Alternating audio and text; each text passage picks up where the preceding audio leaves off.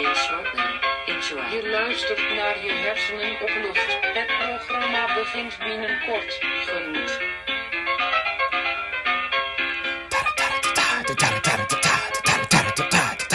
Good afternoon, everyone. Welcome back to Your Brain on Air. I'm your host, Oliver Larson, and there's no central authority anymore, people. They are purposefully spreading this disease at this point. I'm calling it out right now. They are targeting your friends, your family, everybody. Your July, it will be spent inside because the 4th will be too dangerous. This time, it's not COVID. It's not that thing that's messing around with this 1% death rate. It's an Andean nightmare like Yzma from The Emperor's New Groove. It's roughly 35 to 40%.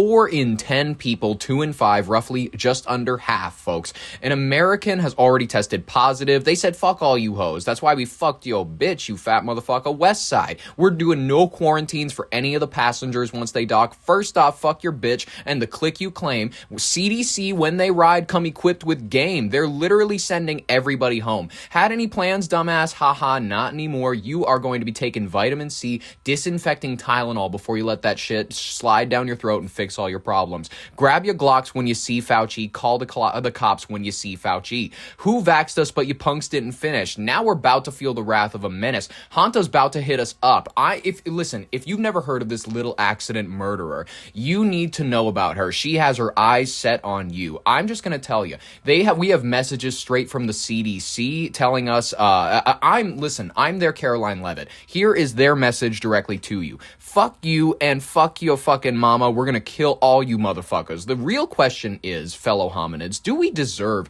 the life we so desire? Are we brilliant enough to shepherd our own destiny? Or are these really the smartest people that we are able to cook up? Are the people who say, 8-week incubation period. I think the moment we get them back on our shores, we test them really quick to see if they're showing any symptoms and give them the choice to go home. Folks, if government was a real thing, or if it was a thing that was ever invested in your safety whatsoever, it would have taken away their right to personal choice because it would have understood that for the sake of the greater good, this is the chance where government needs to step in and take away people's rights. It needs to step in and take away the rights of the people on that ship. I don't care if there's Americans on it. I was saying to sink it. And I'm saying that it would be preferable if they were just to be locked away in a cave for a few weeks. But are we the engineers of nothing but our own folly? It seems like these plane things were fun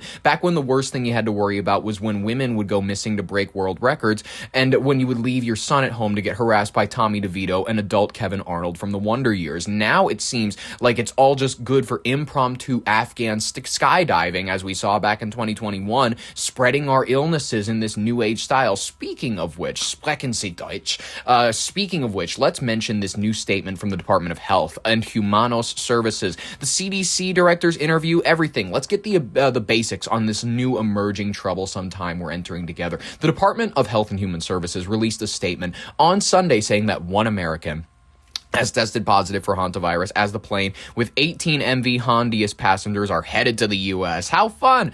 Quote unquote, we are not quarantining anybody, a CDC official told the reporters on a call Saturday. And responding to critics, acting CDC Director Dr. J.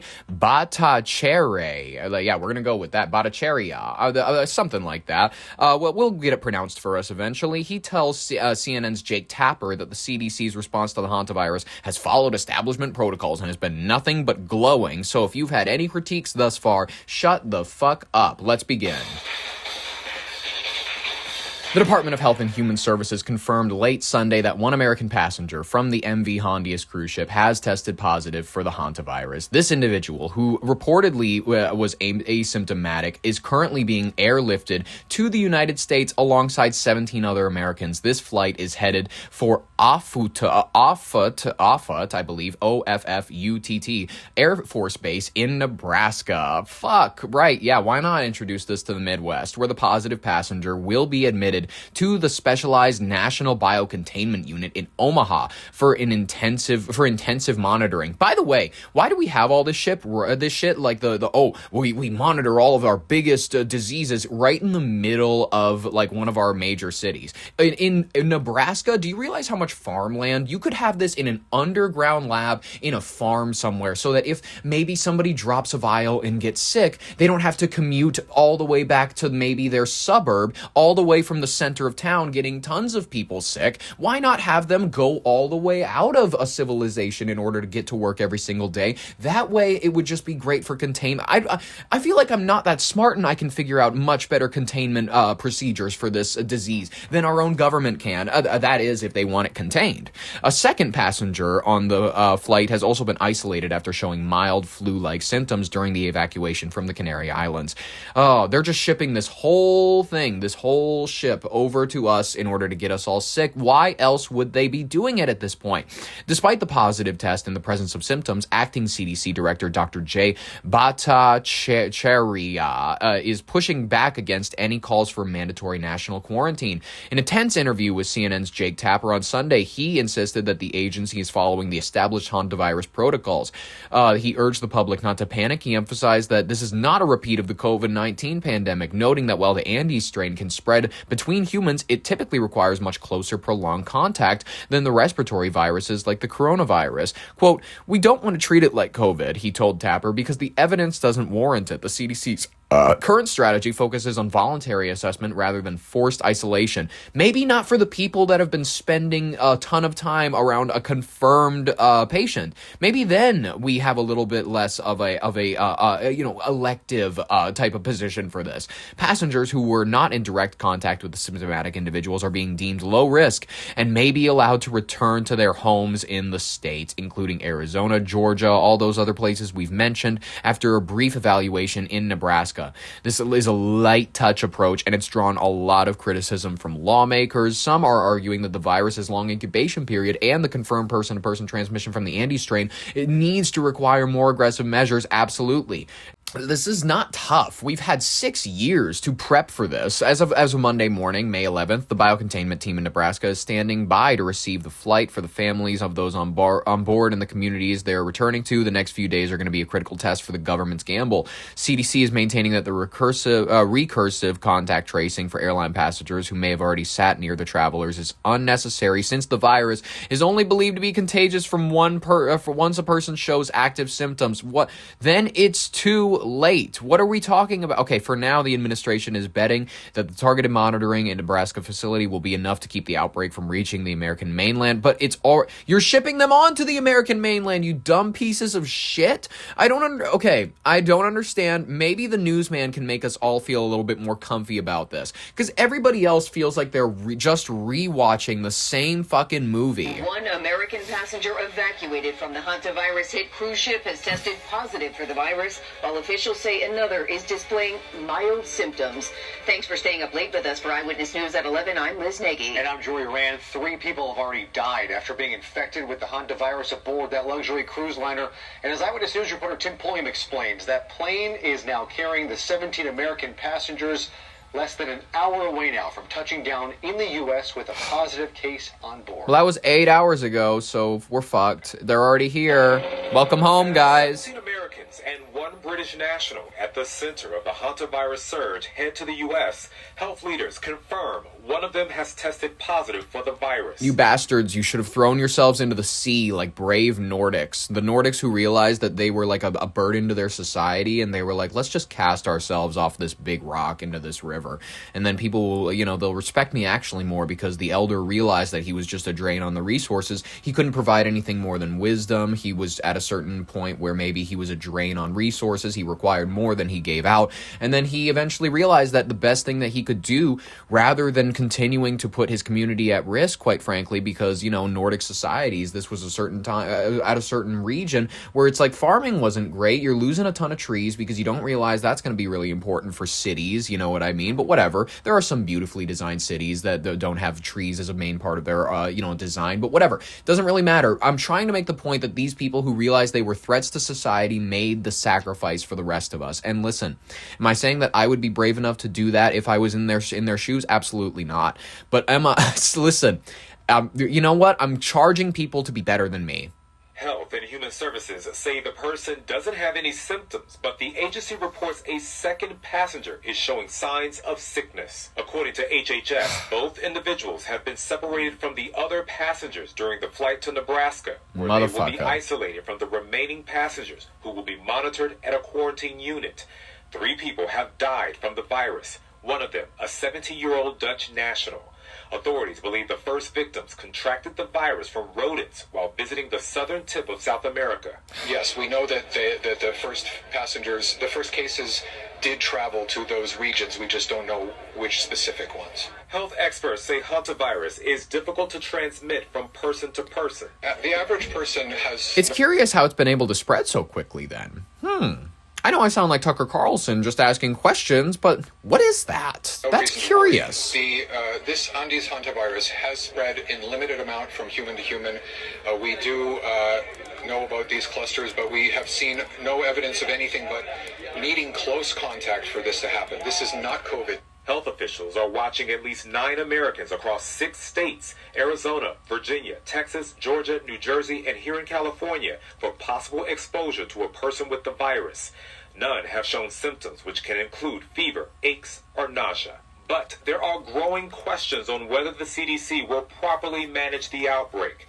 The agency's acting director pushing back on those concerns. This son of a bitch. They didn't see what the CDC has been doing, right? So we are in touch with the WHO. We're in touch with the international organization. Oh yeah, we'll cover that. We'll cover his words here pretty soon, because he was like, "You guys just don't know what we're doing. We are like working really hard, and you just need to be a little more forgiving." I know I'm making him sound like he's from Sherman Oaks, California, but no, he's actually. You'll hear his voice soon enough. President Trump withdrew the U.S. from the World Health Organization on the first day of his second term, and has probably thought it was the band. 2,400 CDC workers. Over the last year, the agency has gone through 3 interim directors since Trump fired the permanent leader after just over 1 month on the job. On Monday morning, health leaders will provide an update on those 18 passengers after they arrived to that medical center in Nebraska. Tim Pulliam, ABC 7. Eyewitness News. Eyewitness News. Okay, yeah, they are not quarantining anybody. This is directly from the CDC officials. I'm not one to theorize that they want you all to die, but I am one to theorize that that's exactly what they're trying to do. The CDC says quarantine will not be mandatory for the 17 American passengers returning home from the cruise ship at the center of a hantavirus outbreak. The agency says each passenger will be evaluated upon arriving in the U.S. Go home. The option to go home and monitor symptoms for 42 days or go to the National Quarantine Unit in Nebraska. The Americans are still on the ship that's expected to approach Spain's Canary Islands sometime today. You know, Americans, they're going to be like, no, fuck you. I'm going home. I feel fine. And then they're going to get every person around them sick. This is no dig on Americans, but I know I know how we are because I am one. Healthcare workers and health departments about the hantavirus until 2 days ago on Friday. That's nearly 2 weeks after the first case of hantavirus linked to the cruise ship was confirmed. Why did it take so long? Well, we were still gaining information specifically about the 17. As I said, the state and local departments that were managing this. Acting director of the CDC, Bhattacharya, he is very sweaty in this interview. I will leave it in the description if you'd like to take a look at it. His upper lip is dramatically sweaty. He looks more nervous than that Jordan Peele skit, where it's just like the sweat everywhere. It's horrific. 7 we're in contact with the CDC, and we've deemed pose no risk to the public, and so it was the idea is that we are going to give this health alert when it's appropriate to do so. We deemed it was appropriate, when the 17 are coming, especially now as there's going to be so much attention on the 17 as they're. I wonder why there would be so much attention on them. Moving potentially back to their home states or staying in Nebraska, depending on the assessment. I want to ask you about concerns we've heard from a lot of public health officials about the CDC's response, or, as they say, a lack thereof. Hell yeah. They say that the CDC should have deployed a team to help investigate the outbreak. They say the CDC should have deployed a team to collect samples to help with contact tracing. They say the CDC should have been communicating sooner through press briefings and press guidance and news briefings, and that it's health alert. And his response is going to be this. It's going to be, shut up. We tried our best. And in all honesty, it was ridiculous of you to expect us to do our homework. It's basically my response whenever I was asked of anything back in school. Network should have been more active and been more clear about how the CDC's involved. You should have gotten your essay in. You should have, turned in this library book before graduation. You know what I mean? It's going to be like $35. It's like, well, you were ridiculous for having these expectations in the first place of high schoolers. The World Health Organization, they say that had this been a virus that spreads more easily than the hantavirus, we would be in real trouble right now. How do you respond to all these critics? Well, You're dumb. They didn't see what the CDC has been doing. You don't see how hard we're trying. With the WHO, we're in touch with the international organization. We're in touch with your mom.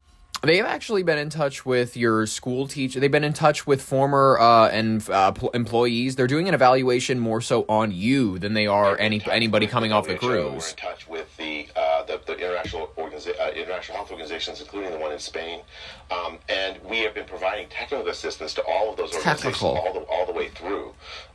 This is not COVID, Jake, and we don't want to treat it like COVID. We don't want to cause a public panic over this. We want to treat it with the hantavirus protocols that we're successful in containing outbreaks in the past. Once you hear someone call the interviewer their first name, I'm immediately so much more nervous because they're trying to use like an emotional plea as though it's like, hey, I'm a very sincere guy. All right. Hey, Jay, or Tom, whatever your first name is. I'm going to call you that because I really want to touch your heart. All right. I want to get in deep with you. Just hypothetically. Yeah. If hantavirus, if it spreads, are we prepared? Well, that's a really good question. And I'd actually say the answer is no, we are not. Thank you for your transparency. We have had so much work that we did on building up surveillance to look for new disease outbreaks. We're pulling all that down. We've stopped investing in vaccines and treatments. That's a problem. So we got to get our act together and get prepared, because if it's not Hanta, it's going to be something else. How about containment? How about instead of working on vaccines first, we work on making sure these things don't make landfall on the American shoreline? How about that?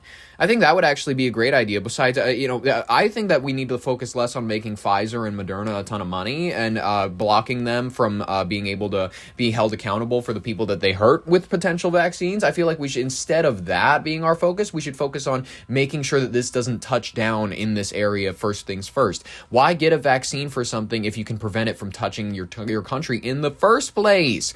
All right. Dr. Tedros, the World Health Organization, they are asking this gentleman who whether or not he's the Director General of the World Health Organization. He's saying that this is not going to happen. This will not be a repeat of COVID-19. The World Health Organization, yes, we were wrong about it back during COVID-19, but trust us, this time we've got it. You keep saying it's nothing like COVID, but isn't your presence here suggesting otherwise? Seeing your face every day. It doesn't show that it's because people are concerned, so I have to be with them, while knowing full well that the risk is very low. But when people are concerned, then I have to take it seriously, and I have to be with them to repeat the same message and to support so the operation is successful. So basically, they're trying to gaslight you. They're going, you all care about this way more than you should. People are making scared when they should not be scared. People are making shit in their serious. It's not make serious. We have to treat this as the nothing disease. People are making big shit out of nothing. This is small shit. This is little. I don't trust them. That in 45 days' time, both of you are going to regret not keeping this on the ship, but instead allowing passengers to come onto Spanish soil and then go all over the world and expect themselves to self-isolate. Isn't there a risk you regret this? As we have said again, based on the assessment, what you're saying is not going. Based on what you're saying, based on the assessment, what you're saying is stupid. Isn't there a risk you regret this? As we have said again, based on the assessment, what you're saying is not going to happen. Hey, what you're saying, guys, if you're nervous at all, I'm going to close out this whole hantavirus segment by saying, if you're nervous, trust me. I am the Aladdin guy at the beginning of Aladdin trying to sell you the lamp. I'm trying to look in my coat, and you're going to see gold, you're going to see chimes, and the vaccine you're going to get in a few years. It's going to be beautiful. It's going to make your child a very calm his personality, he's going to have a fever, and then he's never going to be the same after it, but we're going to tell you it's normal, and then eventually we're going to have a national draft after we realize that we're going to pursue the Great Israel project, and then he's going to be drafted, and he's going to serve the IDF. He's going to be American serving IDF, and the shot made him autistic, so he's like Forrest Gump. He takes the gun and he deconstructs it, he puts it back together, and he like done real sergeant, and then that will be your son. But your son will be everyone's son. Everyone's son will get the shot, and the shot will make everyone's son retarded, and they will be low IQ, and they will be perfect drones for the IDF, Greater Israel, and Pax Judaica. Thank you, ladies and gentlemen. Next story, let's begin. Iran, speaking of which, of Greater Israel, we need to pursue this project further, not in the sense of God damn it, I'm not trying to say that I'm in favor of the IDF. I'm saying that we, as people covering this project, need to prefer the story further. We have a high-stakes diplomatic chess match between Washington, Tehran. Shit is hitting the fan this morning. President Trump has officially rejected Iran's latest counterproposal to end the war. Let's talk about it. Go. Following days of anticipation, I know we've all been waiting with bated breath. The Iranian government delivered its response through Pakistani mediators on Sunday, focusing on a permanent end to the hostilities to across the entire region, including Lebanon, and the immediate lifting of the naval blockade on their ports, everything. They want to end it all. But however, the response was met with an immediate thumbs down from the White House. It was very gladiator, you know what I mean? Is that, Joaquin Phoenix. I don't know why I always want to pronounce the J at the beginning of his name, because I don't know. It's Joaquin. It sounds dumb to me, but the way it's spelled doesn't look correct to me. Joaquin. It feels like it should have a W at the beginning. I don't know. I'm retarded. That's my anglicized brain. The president has labeled the terms totally unacceptable in a late night social media post. This deadlock centered on a massive gap between the two nations' red lines. The United States' 14-point plan is demand that Iran immediately dismantle its nuclear enrichment sites and surrender control of the Strait of Hormuz, and Tehran is digging in. The Iran Foreign Ministry has defended their response this morning, labeling it as legitimate and generous, insisting that the compensation for war damages and the release of billions in frozen assets before any nuclear concessions were made was pretty reasonable on their part. I would actually disagree with the mullahs on this case. For Tehran, the priority is that the total exit of U.S. forces from the region, non-negotiable. Sorry, we need to have foothold in the region, at least until we can hand over CENTCOM to Greater Israel. That's the plan here, at least from Washington. For Washington, anything less than complete nuclear freeze is a non-starter. I mean, it's not as though the Joint Comprehensive Plan of Action, that thing that we had, the Iran nuclear deal back in 2015, it's not as though that was perfect to limit the nuclear exchange and whatnot for sanctions relief, all that junk. I think, listen, the withdrawal back in 2018, whether or not that was a good or bad deal in your mind, it's up to whether or not you were an Obama head. That's quite frankly the big deciding factor. I didn't think it was a perfect deal. I didn't think it was nearly as forceful as maybe we should have been, but I understand it's the best thing that we could maybe have gotten. Now I think maybe, listen, a country of 92 million people, you're not going to be able to decimate that overnight. I want to be able to check population. Yep, 91.5 million people. There we go. I just wanted to make sure. A country of 92 million people, you're not going to be able to decimate that overnight. It's going to always have aspects. You're maybe going to create an ISIS within the country and whatnot. The collapse of these talks and whatnot, it's sending shockwaves through the global economy. Oil prices have surged by 5% this morning, and Brent crude has hit a staggering $100 a barrel. Traders realize now that the Strait of Hormuz will likely remain a no-go zone for the foreseeable future, and the U.S. Navy is continuing to enforce its own blockade of Iranian ports, when the IRGC is threatening heavy attacks on American ships in retaliation. The fragile April ceasefire is now completely fraying at the edges. In my view, it's basically null and void. It's non-existent at this point. And the president is preparing for a high-profile summit in Beijing on Wednesday morning. The military situation on the water is still remaining a powder keg. The Iranian state media is warning that they will not tolerate any further acts of piracy by by the U.S. Navy, while Israeli Prime Minister Benjamin Netanyahu cautioned over the weekend that the war is not over until Iran's nuclear capabilities are fully neutralized. Then guess what? This will never be over. And that's exactly what they want. And for now, the 3-week timeline for the peace that the president has teased last week, it appears to be not within a time window. And I think he's very upset with that. It's now, instead of that, we have a looming threat of renewed and even more explosive conflict in the Middle East. Who wants that? Nobody. Listen, does he even wish to be president anymore? Everybody's predicting that he wants a third term. I think he wants out. I think that's exactly why Marco Rubio had that one promo video get put out that a couple days back where it was like, we want to create an America where everybody can get the opportunity to get the money of the money. And then like it was just talking in circles moment. I don't think he has the face of a president. I'm just going to be honest with you. Maybe in the 1800s when you saw the candidate, maybe every other year or something through like a portrait on a newspaper or something like that. But that was about it. You just mostly heard their words. But otherwise, he just doesn't have the face for that's necessary these days. Trump, he was a meme. Marco Rubio doesn't have a meme face. I'm sorry. He has just a slightly unattractive face. Iran responding to the U.S. proposal to end the war, but tonight President Trump calling it totally unacceptable. All of it is raising major questions of when and how this conflict will end. Here's ABC's Tom Supi-Burge in Tel Aviv tonight. Boots on the ground is coming.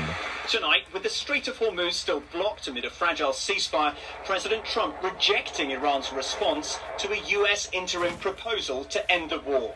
The president saying in a post on social media, "I have just read the response from Iran's so-called representatives. I don't like it. Totally unacceptable." The one-page U.S. proposal would see Iran relinquish its stranglehold over the Strait of Hormuz, allowing free passage for the 1,500 cargo vessels trapped in the Persian Gulf, and providing some relief for the world's economy and gas prices in the U.S. In return, the U.S. would gradually ease its military blockade on Iranian ports, with a further 30-day period then beginning to negotiate a full deal. We see now Iran's economy in absolute freefall. Its currency is down over 100%. Its foreign currency reserves are completely exhausted. Tonight, those short-term compromises seemingly in jeopardy, more than a month after the ceasefire took hold. According to a source speaking with an Iranian state-linked news agency, Iran's response included demands like an end to the war and the lifting of oil sanctions within 30 days. In a new interview, the president telling Sinclair's Full Measure the U.S. could still bomb Iran again. I said they are defeated, but that doesn't mean they're done. What? Wait, what does defeated mean? What does defeated mean? If defeated means that you are still able to kick back, then Germany was not. Was Germany defeated after World War II?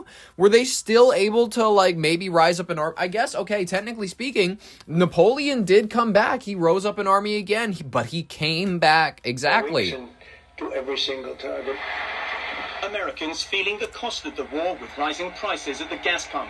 The Energy Secretary saying today the administration is open to suspending the federal gas tax. All measures that can be taken to lower the price at the pump and lower the prices for Americans, this administration is in support of. Rachel, the main sticking point in the negotiations with Iran, the future of its nuclear program. And with still no breakthrough in ending the war, it's just days before President Trump is expected to travel to Iran's key ally, China, for a crucial summit with Chinese President Xi. Rachel? Yeah, 71 days of this conflict. Tom, thank you. Tom, thank you. We really appreciate it, Tom. President is, he's preparing for whatever he can, honestly. There's no good way out of this. Is anybody feeling comfy? Is anybody, if you have stocks and bonds, maybe start getting invested in Lockheed Martin. That's going to be a good one. Boeing. I'm saying arms manufacturers, anything like that. I'm debating whether or not now is a good time to become a war dog. I love that movie, and I think that it would be actually a great investment territory, especially given the fact that AI, I don't know if AI is going to be able to close out munitions contracts anytime soon. So, ladies and gentlemen, let's talk about something else. Let's talk about the rapid fire section of today's headlines. I'm sick of discussing the Middle East. It's upsetting, and it makes everybody just have a sour time.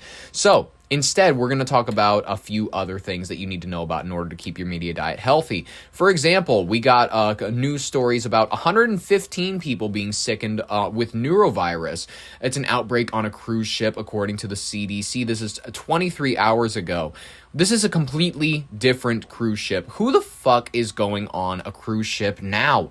Who sees the Hantavirus and says now is a wonderful time, a tremendous time? Maybe the real schemers, the people that really love saving some money. Let's see what they got about this. And the CDC confirms at least 115 people aboard a Princess cruise ship have been sickened with the neurovirus. So far, 102 passengers and 13 crew members have reported symptoms. Health officials say all affected. Always cruise ships. Interestingly enough, ladies and gentlemen, who the fuck wants to ever go on a cruise after this? 115 people, neurovirus. That's basically the stomach flu, but still, who wants this? Individuals have been isolated from other travelers. That ship departed from Fort Lauderdale last month. It's scheduled to return tomorrow. The CDC says this outbreak, along with cases of the Hantavirus and other illnesses, marks the fourth gastrointestinal outbreak on a cruise ship this year. Wow. This year, ladies and gentlemen, enough going places, especially what happened to just piling the family in the car? Is that, listen, I know gas prices are ridiculous. I get it. But when you factor in the fact that maybe you'd be paying however many dollars for, family tickets or whatever, I'm saying instead of paying for plane tickets, invest that $200-something into gas money and then take a trip to whereversville, somewhere where you've just been looking to go. Because honestly, they can take away your lives with this virus, but they can never take away your temporary freedom to travel wherever you want. All right, more adults are living with their parents, but why? Pew Research, we've discussed this before, and I've said this before. I understand people who are in situations where it's a temporary fix. It's a nice spot to hang out, maybe before you're in your, maybe before you're figuring out what's the next step in life, and you're like, I need just somewhere to lay my head, you know what I mean? And maybe you can't afford rent, because let's be honest here, BlackRock is ensuring that is out of your reach. So, everybody's going, what's the move? What do I do here? And apparently about 18% of people, what are the ages? I believe it is 18 to 35 or 24 to 35 are living with their parents. Now, I'm not saying that this is a concerning pattern for a certain age group. You know what I mean? But 35, this is getting to the point where you are like having your own children and you are still living with your parent. Now, I know I'm a judgmental person. I'm aware of many of my follies. However, I feel as though even this should be a little concerning to not just the individualistic spirit of the American, where it's like every person should desire to be out on their own at some point, but this is just troublesome to the spirit of adulthood. Adulthood is meant to be spent to some extent alone. You're meant to have this time to ponder about what it's all about. You're meant to have long stretches where it's just your thoughts. You're meant to be bored in this life, unfortunately, and you're meant to share beautiful moments with your family when you're able to. That is how life works. But there are some people that are saying, fuck it, we're just going to keep the party rolling into our 40s, 50s. New data from the Pew Research Center shows about 18% of young adults aged 25 to 34 currently live with their parents. Damn. Except for a short blip in the 2010s, it is the highest rate since the 1940s. Wow. What a fun time to be alive for many young folks. Okay, let's talk about another thing. The MPCA has predicted 2 weeks of smoky skies this summer. If you're not aware, they're able to apparently predict wildfires these days for Minnesota. 2 weeks of smoky skies are expected this summer in Minnesota. The Minnesota Pollution Control Agency is predicting 12 to 16 days where wildfire smoke will impact air quality. Since when are we into predicting wildfires? 4 to 6 days when ozone levels could reach unhealthy levels for sensitive groups. That is slightly above average. The MPCA says the highest risk areas are Twin Cities suburbs and parts of southeastern Minnesota near Rochester. Wow. Well, okay. Thank goodness that I don't live too terrible close to that. Then, all right, I want to cover this story because it's kind of funny to me. The White House is slamming actor Mark Hamill. Mark Hamill, if you're unaware, is an actor known best likely for Luke Skywalker. He made a social media post that they called disgusting. It depicted President Trump in a grave. And this is really troublesome because he was just hanging out with Obama, and they're asking on Obama now to condemn it. This is coming just days after the third assassination attempt on him. The President Barack Hussein Obama just appeared in a video with this gentleman 3 days ago. Now the same person is calling for President Trump to die. They're asking him to condemn it. I'm going to leave it in the description for you to see an actual photo of it. Google Chrome, do not give me a notification. I don't give a shit. Well, we are getting reaction from the White House now to a disturbing post that was put up by Star Wars actor Mark Hamill. White House correspondent Jackie Heinrich live on the North Lawn with These people are really disturbing post. These people are really mad about it. The actor best known for playing Luke Skywalker put out an AI-generated image of President Trump in a grave with the caption that reads, "If only." And it comes just days after yet another attempt on the president's life at the White House Correspondents' Dinner. The suspect in that event it's in poor taste. taste. With an attempt to assassinate the president.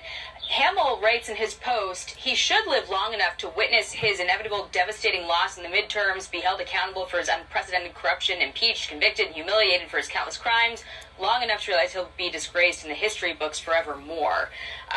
This man, this actor, also recently appeared alongside former President Barack Obama to mark Star Wars Day, as well as the opening of the Obama Presidential Center. Those two pieces have White House officials really upset at not just the content of this post. Was it in poor taste? Yes, absolutely. Barack Hussein Obama, I love how they love, when it's Fox News, they always put in his middle name. Barack Hussein Obama, he was probably just tight. It's all right, fine. It's Luke Skywalker. I'll record a video with him. My library's opening up soon. He's, by the way, the Presidential Library, one of the ugliest buildings in Chicago. People are already protesting it. The Obama Presidential Library, if you haven't seen it, look up a photo of it. It is atrocious. But the fact that Obama has not denounced it yet. A White House spokesman says to Fox, Barack Hussein Obama just appeared in a video with this deranged lunatic 3 days ago. Now this same person is calling for President Trump to die. Why won't Obama and Democrats condemn this disgusting call to violence? The rapid response page for the White House also called Mark Hamill one sick individual, saying these radical left lunatics just can't help themselves. This kind of rhetoric is exactly what has inspired 3 assassination attempts against our president. Well, yeah, I would say that it's in poor taste. That's all I can really say. Let's cover this unfortunate final story before we go right into our last one that we're going to cover, because this last one, it's a bit of it's a doozy. It's interesting. It's about the dramatic video about the Frontier Airlines flight hitting a passenger who ran out onto the tarmac. But first and foremost, let's talk about this grandmother found guilty of manslaughter after forcing a 4-year-old to drink a bottle of whiskey. Tonight, a jury has found Roxanne Record guilty of manslaughter in the death of her 4-year-old granddaughter. She forced the child to drink alcohol as a form of punishment 4 years ago. And tonight, News 2's Haley Jefferson explains how the jury appeared to be torn. Michael Sylvia, Roxanne Record. So the jury, torn. I don't know whether or not this refers to torn emotionally or torn on whether or not to convict. Because listen, there's an age where it's debatable as to whether or not it's all right, maybe a sip of something. Sure, it's grandpa's cough syrup. That's what they used to call it. 4 years old, and what it sounds like a bottle of whiskey. Was visibly shaking in the courtroom as she awaited her fate in the case. Once the jury's verdict was reached, she began to get emotional.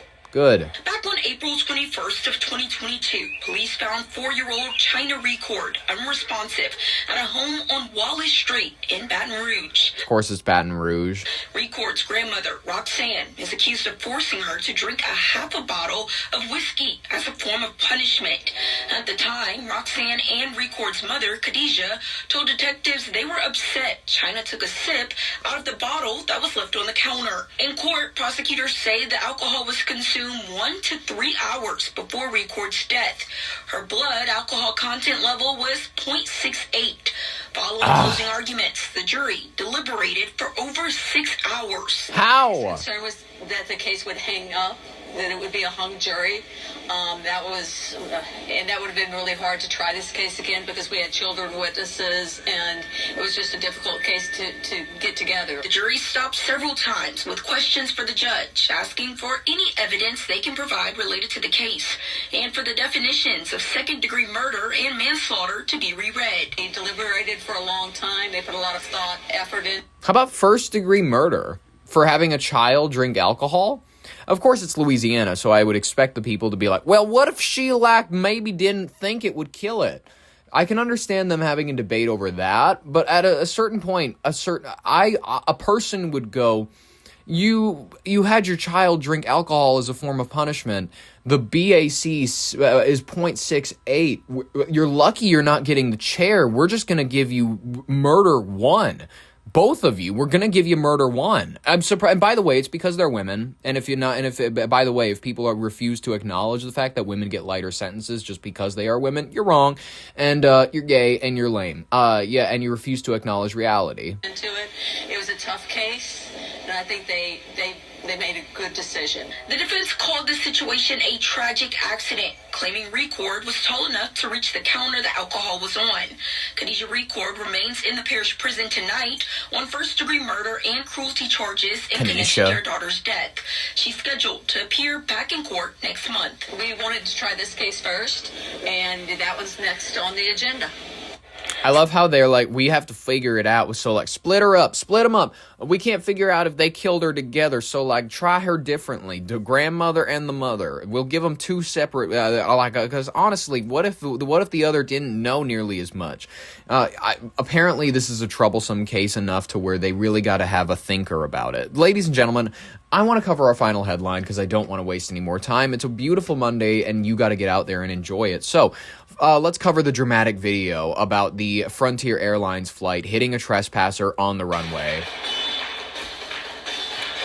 This plane was on its way to LA, and then it appeared to hit a person. Listen, it's a collision on the Denver airport runway. It's left one person dead and nearly a dozen others injured after a Frontier Airlines jet struck a trespasser during takeoff late Friday night. Dramatic passenger video and air traffic control audio captured the chaotic moments as the flight 4345 passenger plane bound for Los Angeles with 231 people on board hit the individual at approximately 120 knots. The impact triggered a fire in the plane's right engine and sent thick smoke pouring into the cabin, forcing the immediate emergency evacuation onto the tarmac. The victim, whose identity has not been determined, reportedly breached the airport security by scaling the perimeter fence just 2 minutes before the collision. And airport officials confirmed the trespasser was not an employee and appeared to be walking across the runway directly into the path of the accelerating Airbus A321. In the recorded cockpit audio, the pilot can be heard calmly but urgently telling the tower, "We're stopping on the runway. We just hit somebody. We have an engine fire." I mean, do you expect them to be all pansy-like about it? They're professionals. On board, the scene was one of pure terror for the 224 passengers. Witness Jose Cervantes described hearing a loud thud before the explosion on the right wing, stating that he feared that he would burn to death as the smoke filled the aircraft. The Denver Fire Department was able to extinguish the flames quickly. 12 passengers were injured during the frantic slide evacuation. I mean, people can't figure out how a slide works. We're really fucked. 5 of them being transported to a local hospital for treatment. Transportation Secretary Sean Duffy has come to comfort the masses. Don't worry, Duffy's on the case. He's condemned the security breach over the weekend, emphasizing that the individual deliberately entered a restricted area. As of Monday morning, May 11th, the National Transportation Safety Board and the FAA are conducting full investigations now into whether or not the perimeter was breached and how it was, while runway 17L has since been reopened. Nice. I bet they haven't even sprayed the blood off it. It's all right. The incident has been raising major questions about airfield security protocols at one of the nation's busiest and most conspiratorial airports. If you don't know about the Denver airport, I'm just going to give it to you. Look it up, ladies and gents. All right, let's... Ooh, the video looks crazy. You don't really see much. The moment a Frontier Airlines flight hit a trespasser on the runway as it was about to take off for Los Angeles. I heard like a loud boom, people started screaming. The collision happening last night just after 11 p.m. Frontier Flight 4345 was on the runway at Denver International in the process of taking off when, according to the airport, a pedestrian jumped the perimeter fence and was hit just 2 minutes later while crossing the runway. God damn. We just hit somebody. We haven't answered fire. According to the airline, smoke was reported in the cabin and the pilots aborted takeoff. There does appear to be human remains on the runway. Pilots deploying emergency slides to evacuate the plane. Stay low now. Videos from on board showing the chaotic aftermath, passengers sliding down. People were just crying and grabbing on their loved ones and hugging their loved ones. The Airbus A321 was carrying 200. I love how dumb we are. I love how dumb we are. We're like, oh, we're okay though, right? I love that we're just all like hugging our family members and whatnot. Meanwhile, there is a meat grinder, just like that. You were watching like you see the red all over that. That is just like that is painted. That is a man. That's a former human being. Crew members, 12 people reporting minor injuries and 5 people were transported to local hospitals. It's unclear how this person made How the fuck do you injure yourself going down the slide? through, but this is what the perimeter looks like. A fence with barbed wire and still more than half a mile away from the nearest runway. To have them walk out onto a runway, it's exceedingly rare. It happens in some countries more frequently, but not here in the U.S. Back in 2020, a man managed to walk on the wing of a passenger jet. And in 2024, authorities found a passenger dead inside a plane engine in Salt Lake City after he breached an emergency exit onto the airfield. The remaining passengers finally made it to LAX on a new Frontier flight. Tonight, the affected runway now back in operation, as Transportation Secretary Duffy warns no one should ever trespass on an airport. I mean, it's just bonkers. I don't know why anybody would actually do that. It's just bonkers. And Liz Courts joins live from Denver International Airport. Liz, any updates on the injured passengers? Yeah, Jose, officials say that 4 of the 5 passengers hospitalized have been released. We don't know the condition of that 5th person. Authorities have also not released the identity of that trespasser or said anything at this point about a potential motive. Well, very, very curious, ladies and gents. If you'd like to see it, I'd left in the description.